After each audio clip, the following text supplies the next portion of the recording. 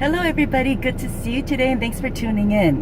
Happy 4th of July, it's coming up very soon. And what does 4th of July mean? Freedom, liberty, woohoo! Can you imagine being like a genie and being liberated from the bottle? Wow, imagine that. That is an awesome visual, isn't it? And how it feels inside of you to be free mentally in your mindset, free in your heart from any kind of bitterness or fears or unforgiveness or any kind of wounds that have hurt you. Just free of so many things. It is just amazing. Life is completely a journey of ours. And it's so crazy how we live in this world and all the different stages that we go through in our lives. You know, when we learn to, I've noticed, when we learn to adjust to all the different stages and ages that we go through until the end of our life, I think that'll be a beautiful thing when we can accept the stage that we are at the present moment. I feel that when I've seen and heard with many people, when I talk with people, that they get disappointed or frustrated, or it's very hard for them to accept maybe that they're not doing well financially, or maybe that they're physically just unable, not capable to be as fit and healthy like they once were before. You know, it's pretty saddening when we just can't seem to just accept or appreciate where we're at, no matter what it may look like. We look like we could be in a very good place in our life, or we can look like we have a lot of different struggles of many different kinds, financially, health, relationship with spouse or family, friends, so many different ways that we just can't enjoy the moment. We cannot enjoy to live in this life, this abundant life that Jesus came to die here on earth to give to all of us because of his love. 4th of July is coming up soon, and it's just all about freedom. And it says, where the Spirit of the Lord is, there is freedom. And I'm just here to remind you to live, truly live that free life within you. Sometimes we could get so captivated by this world and all its glitz and glory and success and climbing up the corporate ladder, or we want to be popular. We try to be perfectionists in many different ways in our lives as parents or as workers, or just being presentable in front of the public. But sometimes that could be tiresome, and it's hard to keep up with that constantly. And we may fail once in a while. It's just hard to keep up living in this life. It's like a rat race. And I'm just here to remind you that we all stumble and fall. It says in James 3:2, we're not perfect.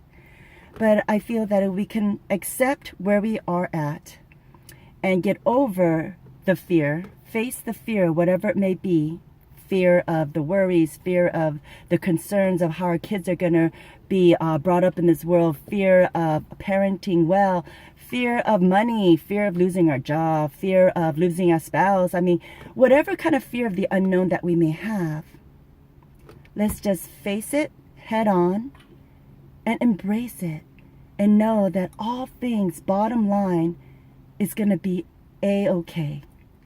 God has an ultimate plan for each and every one of us in our lives. It says in Jeremiah 29:11, for I know the thoughts and plans I have for you, plans to prosper you, to give you hope and a future, not to harm you. And that itself should give us so much hope, for we are a mighty warrior with Christ on our side.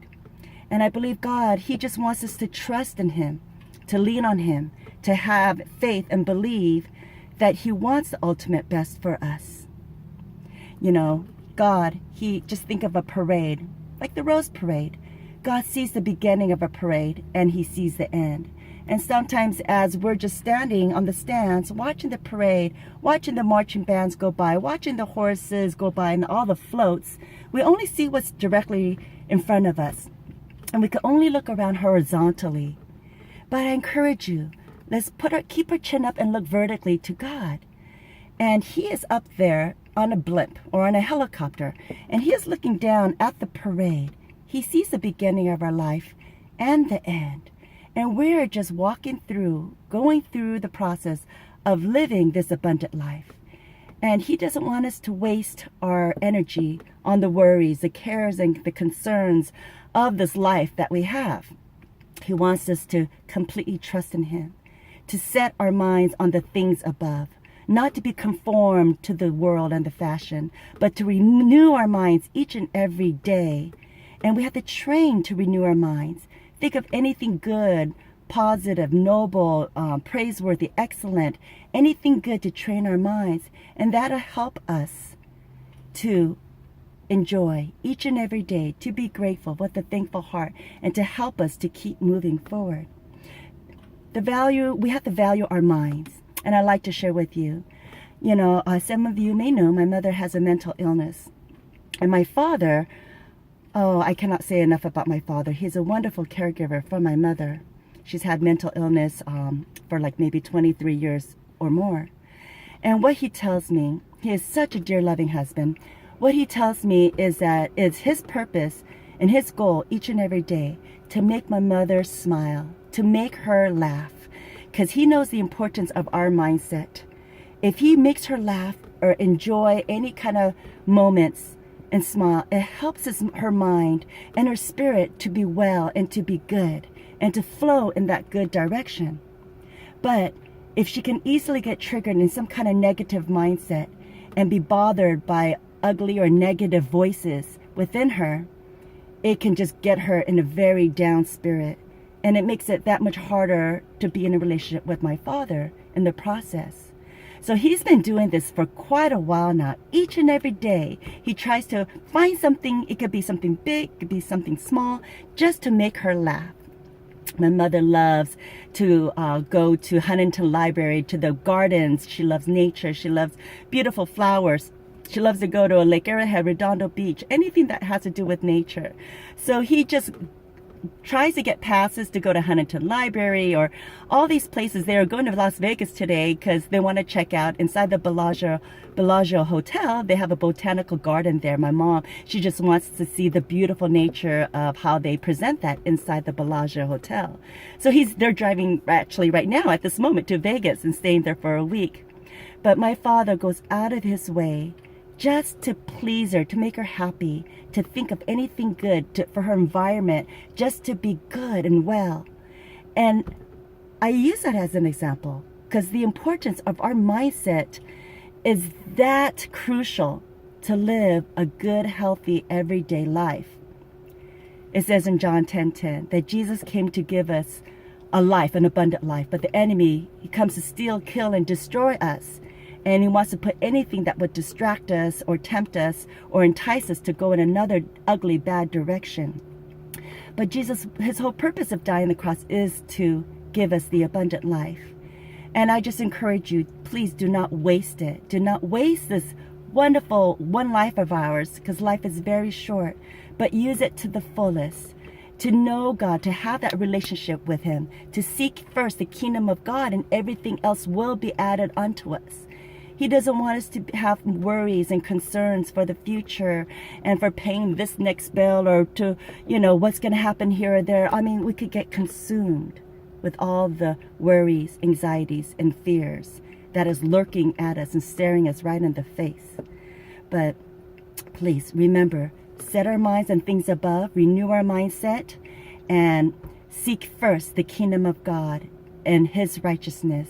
And everything else, just trust, everything else will be added unto us. So let's try not to be afraid. Fear of the unknown can be scary in any area of our lives. But once we are okay, like what is the worst that can happen in any scenario, any situation? And if something bad was to happen, and if we couldn't help it, just be okay with it.